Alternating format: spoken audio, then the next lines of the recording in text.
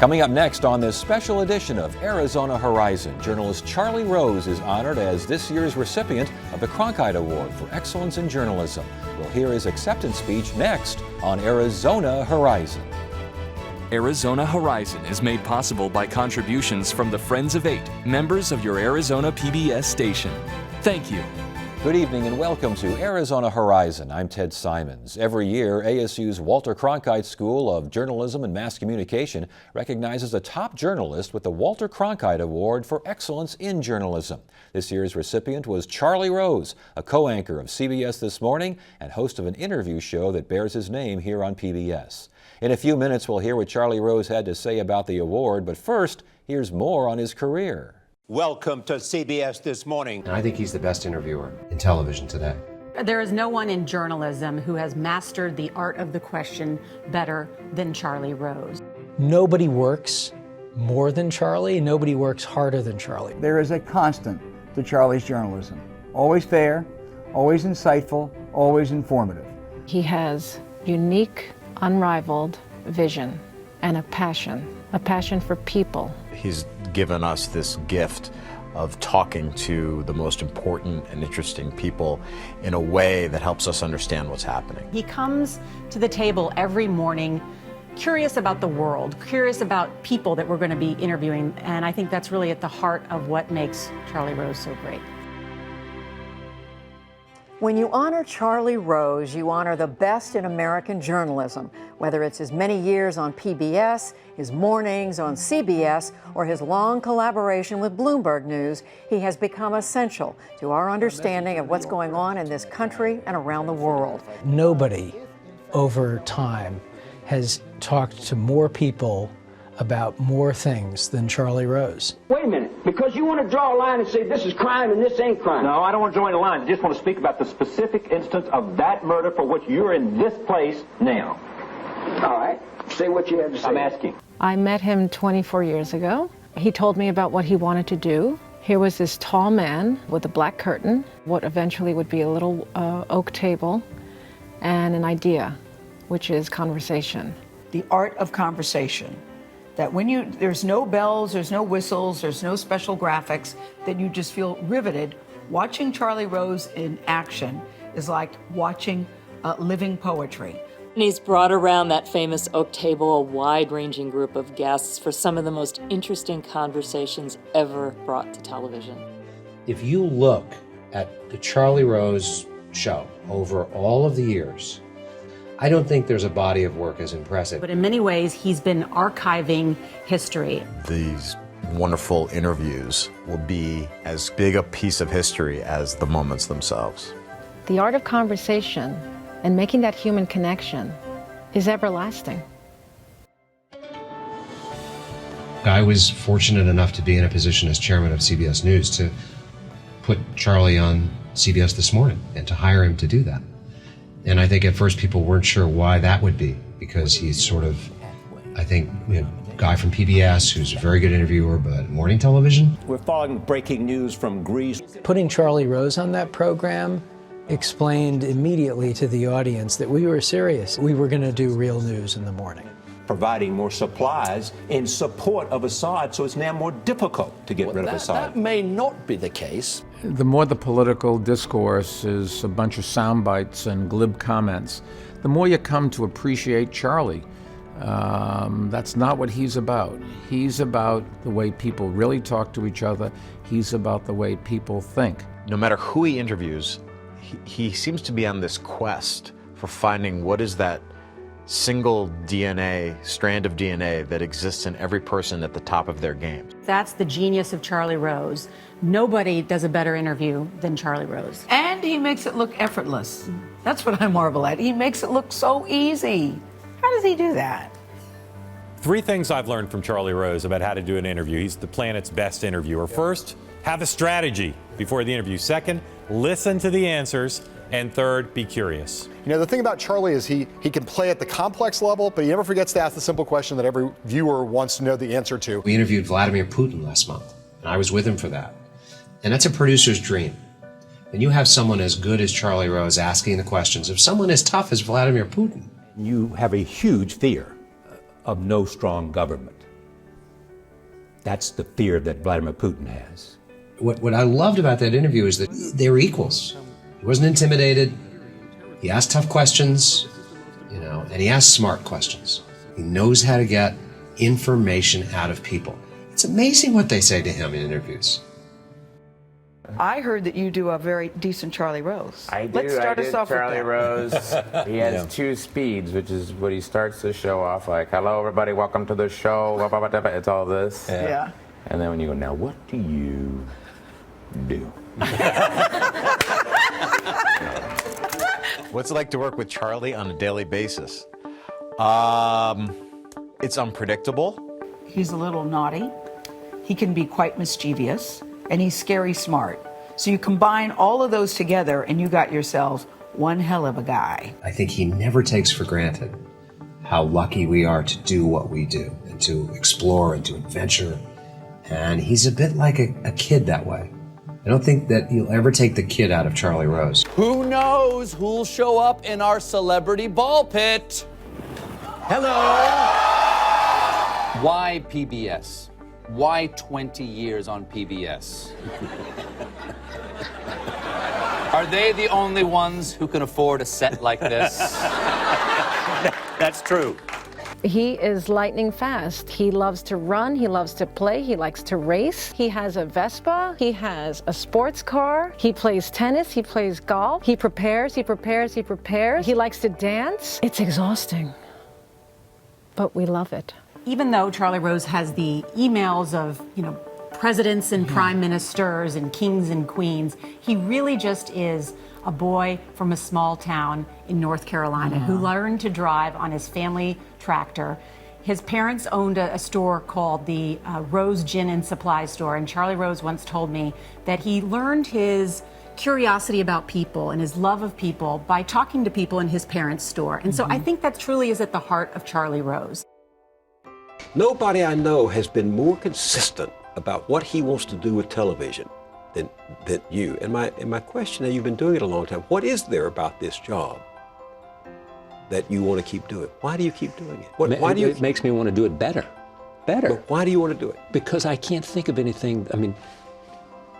I can think of more ways to take this job and use it in a more interesting way. There may be, if I look at it, how we can make it better, and are we giving voice to all of the kinds of people and the kinds of issues that are important? So very simply, it's not about him.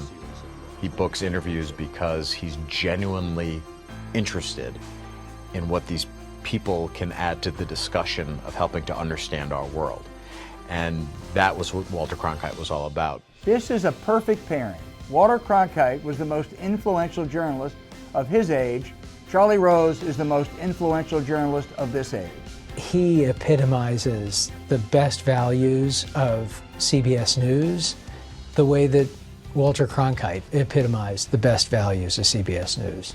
Charlie Rose fit here at CBS News, and in large part he fit because of Walter Cronkite. It's so important because it's about understanding what we stand for, and he lives it every single day. I think that Charlie is probably taking the Cronkite tradition to the next generation.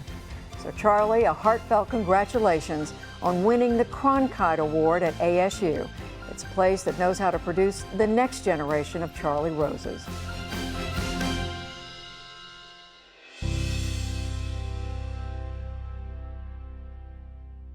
Charlie Rose accepted the Cronkite Award at a luncheon held at the Sheraton Phoenix Downtown Hotel. I'm going home now. It can only be downhill from here, so I'll see you later. Goodbye. It's to all of you for taking time on this Monday in a beautiful Arizona day to come here and participate in this event that honors me. Dean Callahan and all your colleagues and friends of Arizona State University and the Cronkite School, it's a deep honor for me to be here, and I want you to know that. So many people stand with me this morning because they believed in me and they offered me a place to stand and see what I could do, and to them, I'm very grateful. They believed in me and worked with me and shared with me the success. The failures were mostly mine, They include Bill Moyers and Frank Stanton and Blake Byrne and John Huddy and Bill Baker and Yvette Baker and Jeff Fager and David Rhodes, Chris Slick and Steve Kappas, and of course the two remarkable people I sit next to every morning, Gayle King and Norah O'Donnell. On every show that I do, from Charlie Rose to Charlie Rose This Week, from CBS This Morning to CBS Evening News, and of course 60 Minutes, I get to work with the best people in my profession. They are not only my colleagues, they are my heroes. All of us appreciate the recognition of those who share the responsibility and the commitment and the love of journalism. Journalism is a broad arena where there are battles for ideas and a commitment to recognize the power of ideas. Journalism is an arena where everyday men and women go out to tell stories that inform us and help us define ourselves in our time. Journalism is also a battle to tell the story of those who are fighting on the battlegrounds of this world.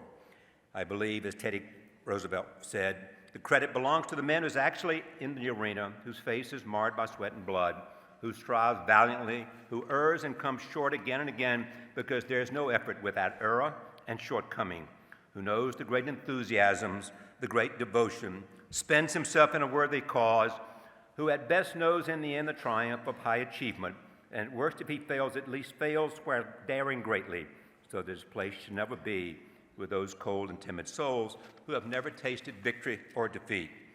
I dedicate this award with some respect for the men and women who go into harm's way, into dangerous terrain, where respect for a free press may not be protection that we hoped it would be. They risk their lives and they give their life, often in horrible ways. It is not new, but it seems more frequent. And each life of a journalist lost in doing what he or she loved to do is a painful reminder of the price that we pay to live in a free society. And I honor them. And this is their award this evening.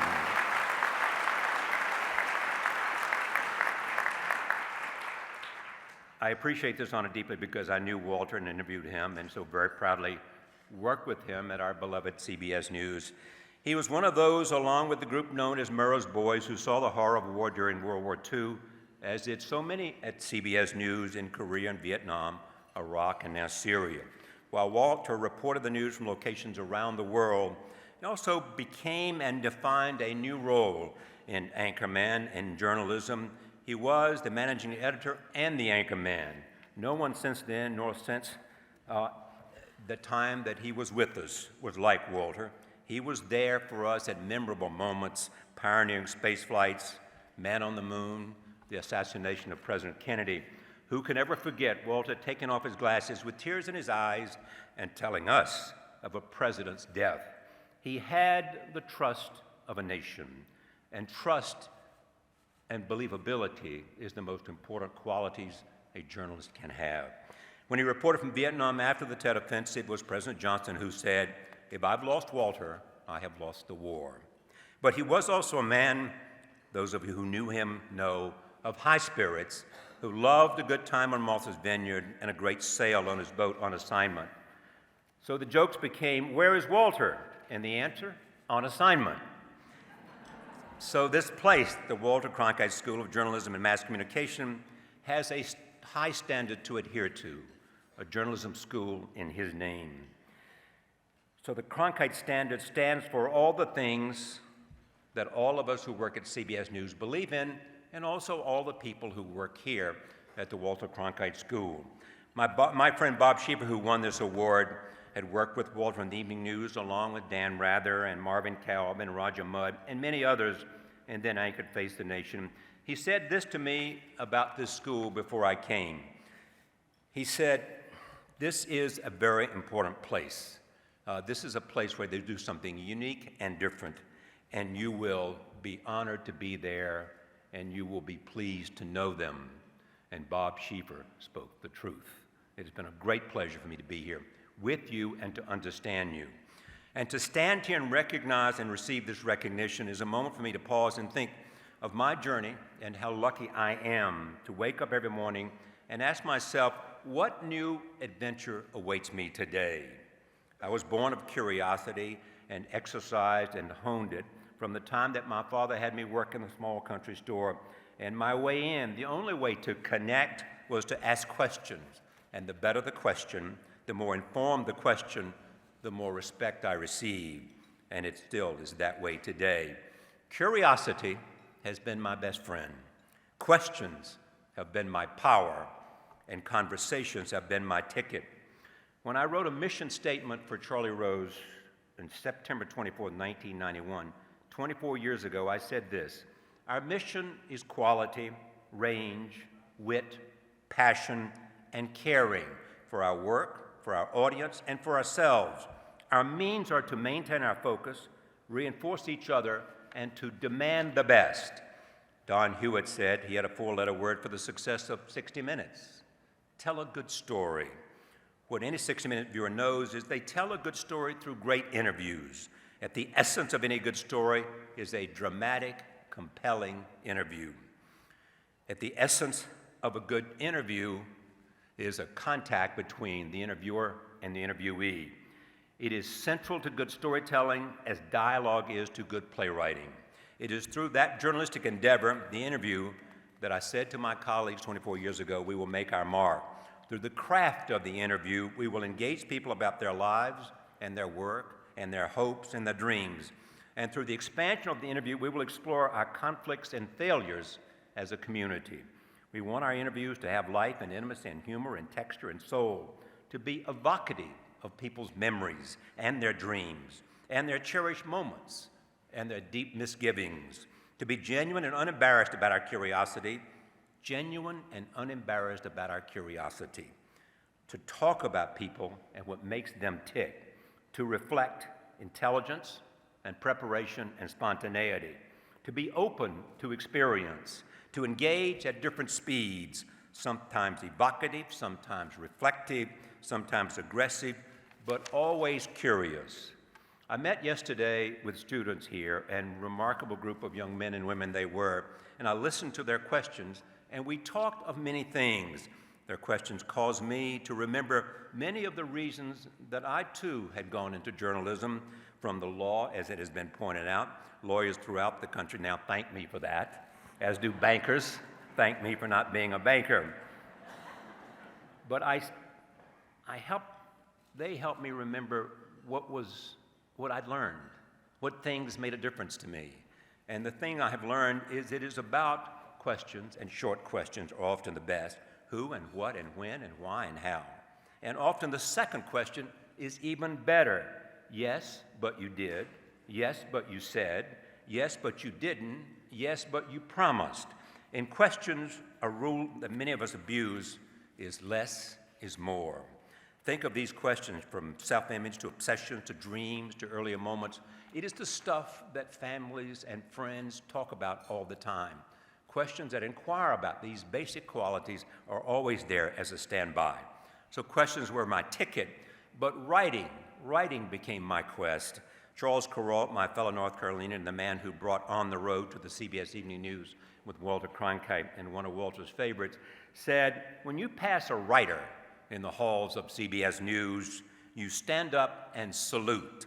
Yes, a picture, I say, is worth 1,000 words, but a word can define 1,000 pictures. And if there's a message this morning for all who are living in this world where there are a few letters written, all is either a text or 140 characters, please remember language and narrative. It is the sine qua non. A few words about who we are. Yes, we are about competition and commerce, and occasionally about cynicism, but more often we're about competence and curiosity and caring. And I say to my fellow journalists who I've met here, be unafraid to confront controversy and fear, stand for intelligence and quality, have an attitude that says open, flexible, and responsive, avoid pretension and pandering, rarely bore, and always have fun, because it is such an exciting adventure. In all of my endeavors, I've reached for those goals, sometimes succeeding and sometimes failing, but always mindful that we play that we journalists play a crucial role in our society. My table, whether it is an oak table on Charlie Rose or a glass circle on CBS This Morning, or a 60-minute set somewhere with a story, is a symbol for me of the role of conversation today. If you honor me for anything, honor me for my belief in the power of questions, the power of curiosity, and yes, the power of confrontation. If my archive of engagement from 40 years, and it seems like only yesterday, stands for something, it is a passionate belief that if we define and debate, explore and expose that which is best about us, it is the front line of our argument against the forces that would defeat us and the last best reason for the future. It's a deep honor for me to be here with friends, to be here with new friends, to be here as part of a school that I've come to respect and admire greatly for what it is doing for the future, because that is where our focus is. I thank you again for this high honor, for those who work with me and have helped make me what I have been able to do, and for those who deserve this far more than me. Thank you very much. Thank you. Charlie Rose is the 32nd journalist to receive the Cronkite Award. That's it for now. I'm Ted Simons. Thank you so much for joining us, and you have a great weekend. If you have comments about Arizona Horizon, please contact us at one of the addresses on your screen. Your comments may be used on a future edition of Arizona Horizon. Thank you. Arizona Horizon is made possible by contributions from the Friends of 8, members of your Arizona PBS station. Thank you.